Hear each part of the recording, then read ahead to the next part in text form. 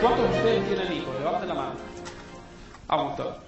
¿Cuántos de ustedes tienen hijos mayores de 3 o 4 años? Un montón también. Bueno, y los que no tienen hijos seguro tienen sobrinos, ¿sí? ¿Sí? No, sí, sobrinos. Sí, sobrinos. Seguramente todos ustedes saben entonces que una de las funciones y de los entusiasmos más grandes que tienen los chicos es preguntar por qué, ¿no? Por ejemplo, hay que ir al jardín, ¿por qué? No molestes más a tu hermano, por favor, ¿por qué?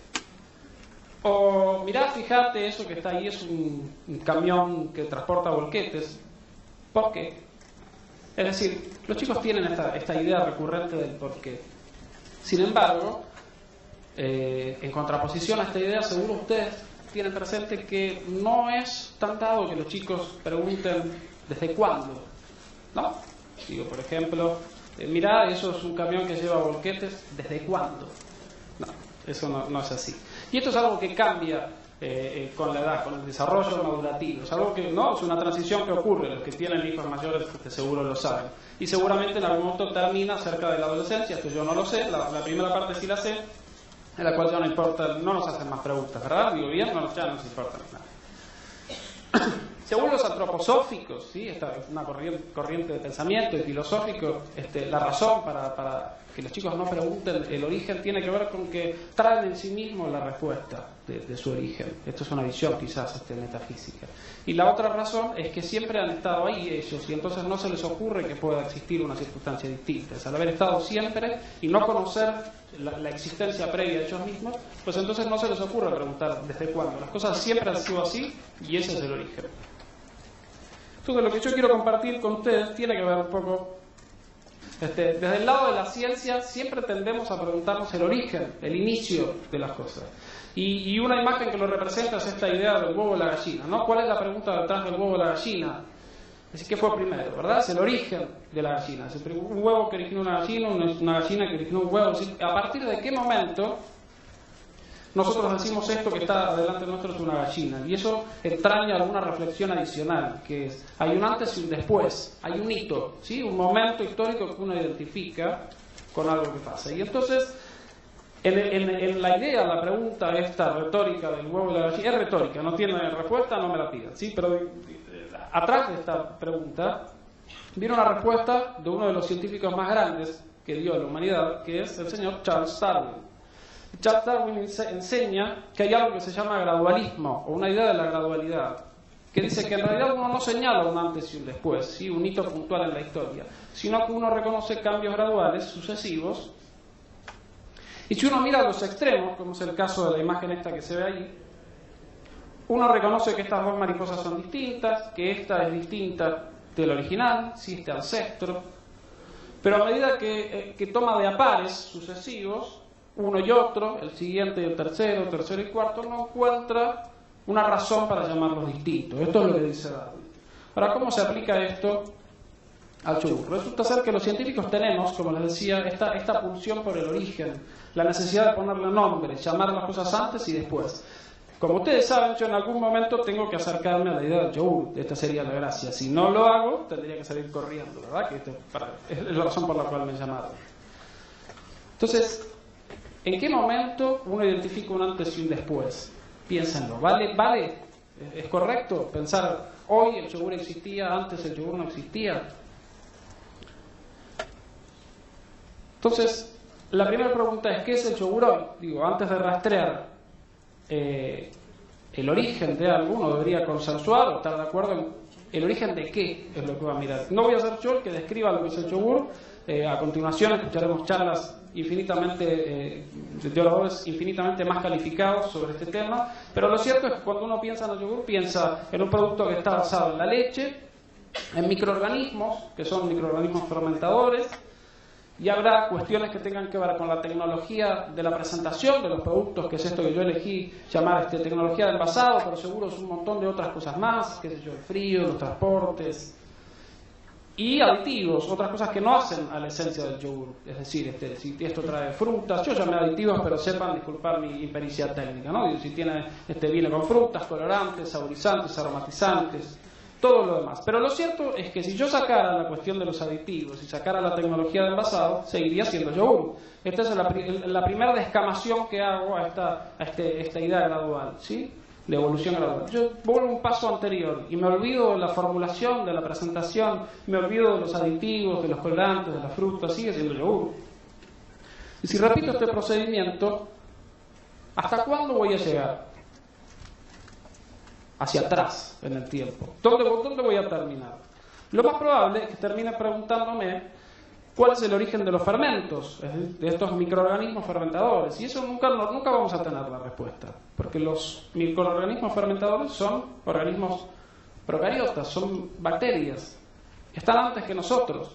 Es más, tendría que haber un simposio de bacterias hablando sobre nosotros, sobre estos bichos que son los seres humanos, si tienen más derecho que nosotros. Pues entonces no va a estar ahí, ¿sí? La búsqueda que tenemos que hacer. El origen de la leche, ¿qué será? ¿El origen de los mamíferos? No, tampoco tiene sentido. Lo más probable es que lo que uno tenga que hacer es buscar en qué momento se combinaron. Pero mejor pensar en qué momento se combinaron esta idea de la leche y los microorganismos fermentadores en manos del hombre. Y ese es el origen de la ganadería, de la domesticación de los animales que podían brindar leche. La siguiente pregunta es si uno, digamos, el ejercicio es pensar si uno podría construir un mapa gradual desde el inicio de la ganadería hasta el yogur, ese que muestra la imagen. Y esta era un poco la propuesta. Entonces voy a ser breve simplemente para contarles dónde estamos ubicados y que se fijen los siglos que hay de historia, de evolución casi darwiniana de lo que es el yogur, paso a paso, y que mi intención es que conmigo, digamos, llevarlos o que consensuemos que en realidad no tiene importancia, no tiene relevancia la pregunta de cuándo se originó el yogur, sino entender que es algo que paso a paso existe de hace miles de años, cualquiera que sea el nombre que tiene.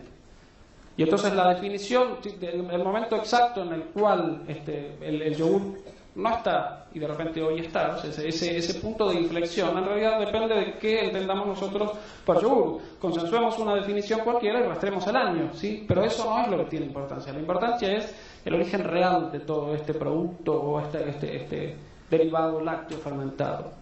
Es el primer hito que elegí compartir con ustedes, simplemente como para tomarlo como punto de referencia, es contarles para que piensen en el tiempo histórico que Danone en la Argentina, a menos que me equivoque, se remonta a 1996. Esto es menos de 20 años, sí, es súper reciente. Sin embargo, prácticamente 100 años antes, Isaac Carazo, a quien ustedes habrán escuchado nombrar, seguro antes que yo, fundó la empresa Danone en Barcelona.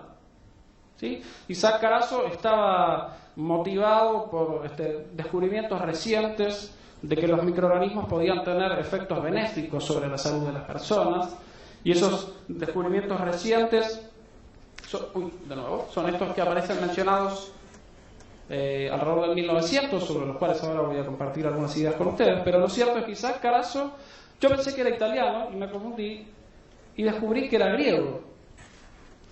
Y al revisar de dónde venía, descubrí que provenía de una ciudad y de un estado que antiguamente había sido ocupado por los otomanos. Los otomanos eran turcos otomanos, ¿sí? Y el Imperio Otomano es un imperio cuyo origen se remonta alrededor del 1300. Entonces, el origen cultural de Carazo tiene que ver con los turcos otomanos.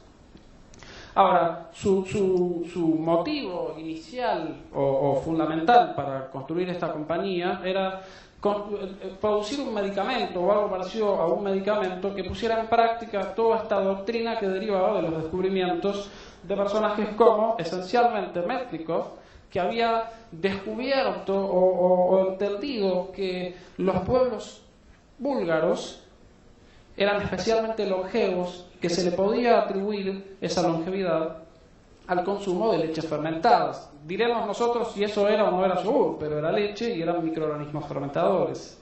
Entonces ahí ya tenemos parte del origen.